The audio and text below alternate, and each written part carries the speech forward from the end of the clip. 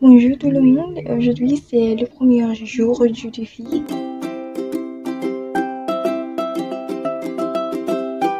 Je suis très nerveuse, mais je voudrais vraiment vous montrer les choses que j'ai apprises pendant la journée, donc toutes les leçons les jours suivants.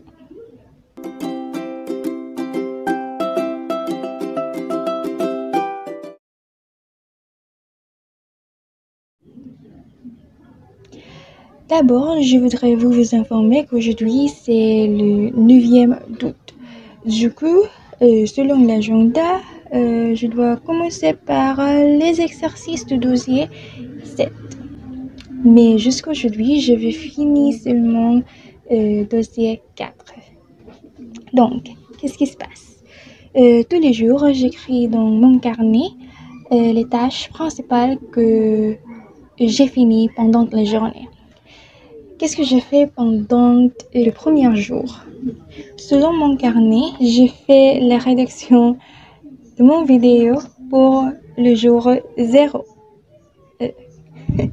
Je me souviens que j'ai eu une journée merveilleuse pendant ce jour-là, même si non, je ne suis pas experte.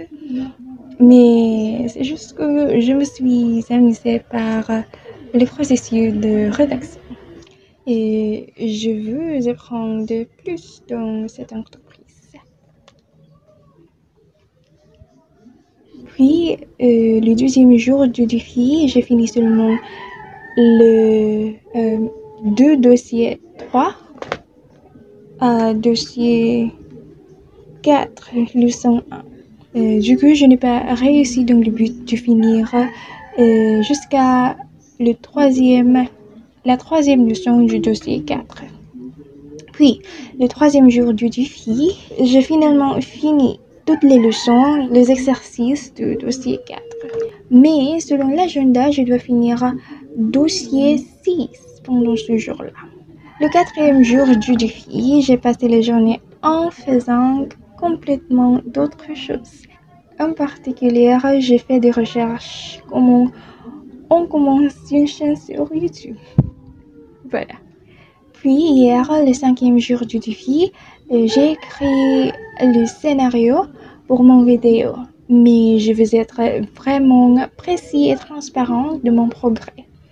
Et alors, j'ai décidé de vous présenter ce qui se passe vraiment dans mon apprentissage pendant ce défi.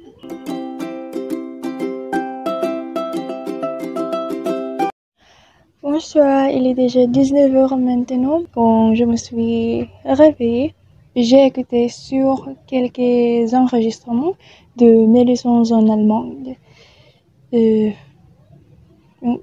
j'ai déjà commencé avec mes leçons en allemand. J'ai fini 2 dossiers. Et je veux aussi vous partager une autre chose maintenant. Aujourd'hui, c'est déjà le 4e jour qu'on n'a pas une connexion d'internet. Mais heureusement, ce n'est pas très grave pour moi parce que j'utilise seulement l'internet. Si je dois vérifier quelques mots ou quelques phrases en français ou en allemand, mais bien sûr, je l'utilise aussi pour regarder les vidéos sur YouTube. Et comme je dis hier, malheureusement, je n'ai pas vraiment suivre le plan que j'ai fait. Mais c'est pas grave. J'essaie encore d'étudier. Je voudrais vraiment être capable de parler couramment dans l'avenir proche. Je vais étudier maintenant et à bientôt. Bonsoir, il est déjà 23h maintenant et j'ai des nouvelles pour vous.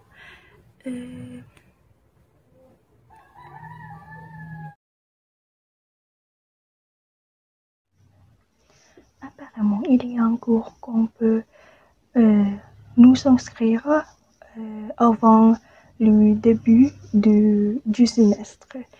C'est plutôt comme une continuation de notre cours parce qu'ils ont coupé à cause de la pandémie. Je tente avec impatience d'être m'inscrire dans ces cours. The next day. Bonsoir, c'est déjà nuit maintenant, vers 21h. Mes professeurs ont déjà répondu à mon message et voilà, je me suis déjà inscrite dans ces 2 cours. J'attends avec impatience de faire les exercices, de lire les articles ou les livres que nos professeurs vont nous demander.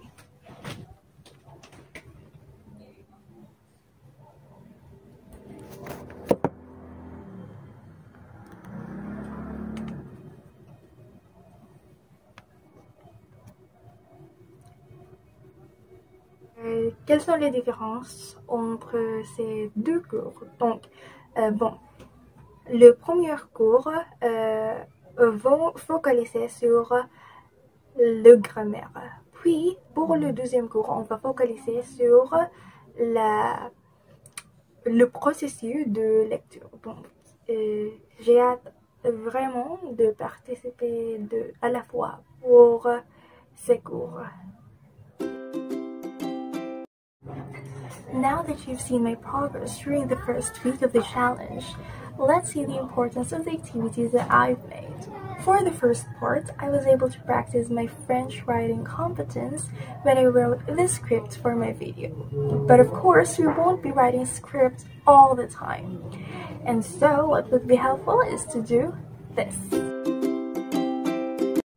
Every day, try to write at least 3 to 5 sentences in your journal or diary. Through this, you can practice formulating sentences and expressing yourself in the language. Plus, the great thing about writing is that you can revise it later on, unlike spontaneous speech. As you've seen in the video, even if I'm having a hard time, I still try to say whatever I want to say. Of course, it's limited to the vocabularies that I know, and that's okay. You see, every language learner has their own level of competence, and each can choose whether they want to pursue their learning further or stay comfortable in their current level. Perhaps much like in life, where we each travel our own paths, we don't have to compare our lives with others. And depending on our opportunities and privileges, we can choose whether to move forward or stay where we are. So, how can we practice speaking when we have no one to talk to? For one, you can record yourself while reading. Through this, you can identify whether you're having a hard time pronouncing a word or improving your intonation. If not, then you can do just what I did. Record yourself saying whatever it is that you want to say, as long as it's in the foreign language that you're learning. And yes, there might be tons of grammatical errors and flaws in sentence structure.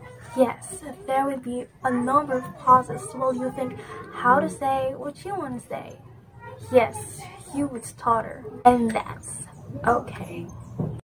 What's important is you're practicing. You're trying. And with these little steps, sooner or later, you'll get there. Thanks for watching.